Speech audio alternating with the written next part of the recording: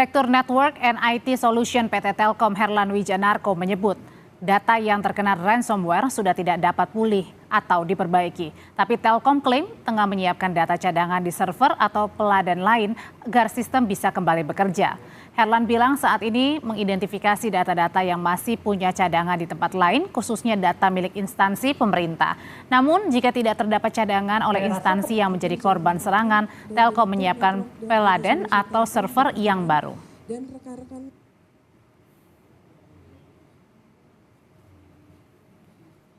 jelas data yang sudah kena ransom ini sudah nggak bisa kita recovery. Ya, kalau memang ini nggak ada backup, kita akan merebuild ulang.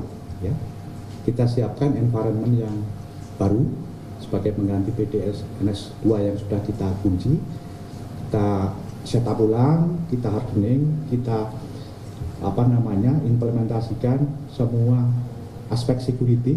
Banyak yang dapat asistensi dari BSSN ya, melalui prosedur yang membuat ini lebih aman, baru nanti kita akan rebuild di environment yang baru.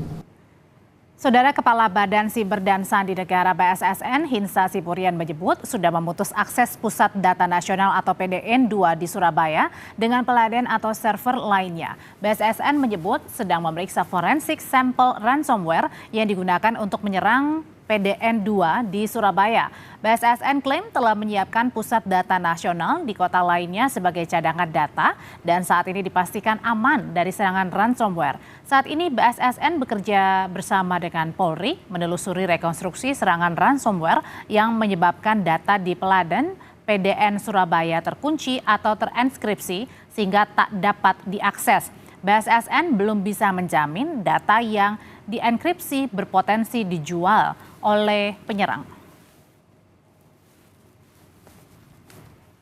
Data kita sudah di-download atau sudah disimpan oleh para pelaku, Pak?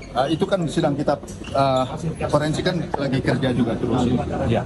Tapi sementara dugaan ini kita karena sifatnya serangan ini kan menenkripsi sehingga data itu tersandra.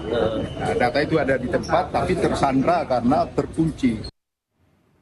Mengutip IBM, ransomware adalah sejenis program jahat atau malware yang mengancam korban dengan cara menghancurkan atau memblokir akses ke data yang dimiliki korban. Untuk kembali bisa mengakses data, penyerang biasanya meminta tebusan kepada korban. Jika korban tidak mau membayar tebusan, pilihan yang paling mungkin adalah menginstal ulang sistem operasi.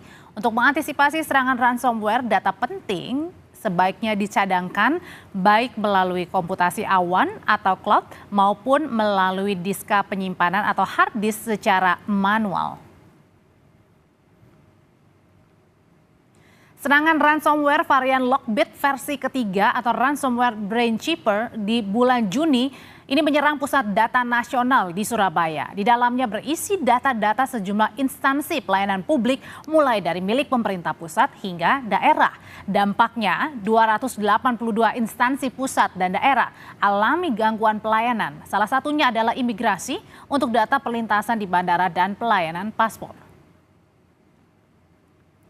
Kami kutip dari Lanskap Keamanan Siber Indonesia tahun 2023 yang diterbitkan Badan Siber dan Sandi Negara. Sepanjang tahun lalu ada 1 juta lebih kasus serangan ransomware di Indonesia. 1,6 juta penjualan data di situs jual beli data. Dan menariknya, data yang diserang termasuk yang diperjualbelikan di situs jual beli data adalah milik administrasi pemerintahan. Akun Moonzat Hacksor di situs jual beli data klaim memiliki data Badan Intelijen Strategis atau BAIS TNI dan data Inafis Polri. Diduga turut beserta ini nama, kemudian juga ada foto, nomor registrasi pokok hingga nomor telepon sampel data dari Badan Intelijen Strategis atau BAIS TNI. Selain itu pemilik akun klaim memiliki data seperti foto wajah anggota Inafis, sidik jari, dan data email. Data-data itu bersama 33,7 GB data dokumen rahasia dijual seharga $7.000 Amerika Serikat atau setara 114,8 juta rupiah.